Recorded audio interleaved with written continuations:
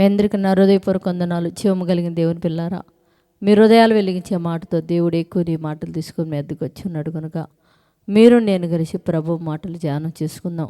ప్రభు మాటలు ధ్యానం చేసుకోబోయే ముందు రాత్రి కానుంచి మిమ్మల్ని, మీ కుటుంబాన్ని, మమ్మల్ని, సంఘాన్ని జ్ఞాపకం చేసుకొని మేలుల ఉపకారాలు చేసిన దేవునికి క్రీస్తు పేరట శిరస్సు వంచి వందనాలు స్థుతులు తెలియచేసుకుంటూ ఈ దినం దేవుడు ఏ మాటల చేత మన హృదయాలు వెలిగించాలనుకుంటున్నాడో ఒకసారి మనం ధ్యానం చేసుకోగలిగితే దేవుని పిల్లారా, కీర్తన గ్రంథము 77వ అధ్యాయము మరి మొదటి వచ్చిన కింద భాగములు మనం చూడగలిగితే దేవుని పిల్లారా, ఇక్కడ రాయబడ్డ మాట ఏంటంటే, దేవుడు నాకు చెవు ఎగ్గు వరకు నేను ఎలుగెత్తి ఆయనకి మనవి చేయుదును అన్నాడు. అంటే భక్తుడు ఏం చెప్తున్నాడంటే, దేవుడు తన చెవి యొగ్గి నేను చేసే ప్రార్థనకి ఆలకించు వరకు తిరిగి నేను ఎలుగెత్తి ఆయనకు మొరపెట్టడము ఆపును అన్నాడు దేవుని పిల్లారా.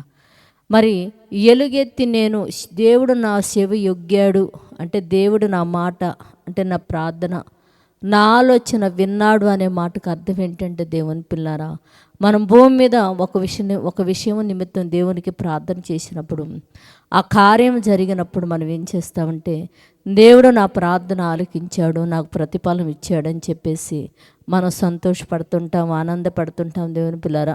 అలాగనే మన కుటుంబంలో గృహ కూడికలు కూడా జరిగించుకొని మనం సంతోషపడతాం.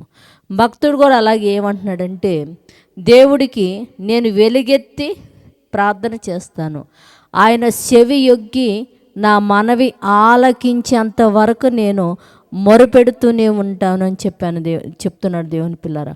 అంటే మన జీవితంలో కూడా ఆ మహానుభావుడు ఒక విషయం నిమిత్తం మనం ప్రార్థన చేస్తే ఆయన విని సమాధానం ఇచ్చి సహాయం చేసేంత వరకు కూడా మన మొర మనం ఆపకూడదు, అలా అడుగుతూనే ఉండాలా, దేవుడికి ఎలుగెత్తి ప్రార్థన చేస్తూనే ఉండాలని చెప్పేసి దేవుని పిల్లరా దేవుడు మనకు తెలియచేస్తున్నాడు. కనుక 1-2 సార్లు అడిగితే పని అవ్వలేదు అని చెప్పేసి ఆపేయటం కాదు, కానీ మన మొర ఆలకించి మనకు సహాయం చేసేంత వరకు కూడా మనం కూడా వెలుగెత్తి ప్రార్థన చేసేవారుగా ఉండినట్లు ప్రార్థన చేద్దాం.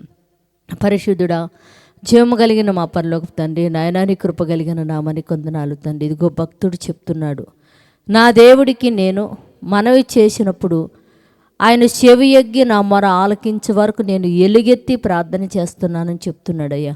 మా జీవితాలతో కూడా తండ్రి, ఇదిగో నాతని మా బలహీనతల నిమిత్తం, మా అవసరాల నిమిత్తం నీ సన్నిధానంలో మొరపెట్టినప్పుడు తండ్రి చెవి ఎగ్గి మా మొర ఆలకించే వరకు మేము నా తండ్రి శాంతం కలిగిన వారిపై ప్రార్థన చేసి నీ వలన నా తండ్రి మేము అడిగిన వాటిని పొందుకుండే శక్తి మరి మాకు అనుగ్రహించి సహాయం చేయమని, ఈ మాటలు ఎంతమంది అయితే వింటున్నారో వారిని, వారి కుటుంబాన్ని మీరు బహుగా ఆశీర్వదించమని అడుగుతూ తండ్రి, నైనా బిడ్డలు పొట్ట చేత పట్టుకొని నైనా పనుల నిమిత్తం ఇదిగోనైనా ఉద్యోగాలని, పొలం పనులని, నైనా చిన్న చిన్న వ్యాపారాల నిమిత్తం, చదువుల నిమిత్తం నీ బిడ్డలు బయటికి వెళ్తుండగా వెళ్ళిన నీ బిడ్డలు క్షేమంగా ఇంటికి వచ్చి సాయంకాలం నీ సన్నిధానంలో కూర్చొని కుటుంబాలతో సహితం నేను ఆరాధించే భాగ్యం గురించి సహాయం చేయమని క్రీస్తు పేరటి ప్రార్థన అడుగుతున్నాము తండ్రి, ఆమెన్. మీ అందరికీ నా వందనాలు.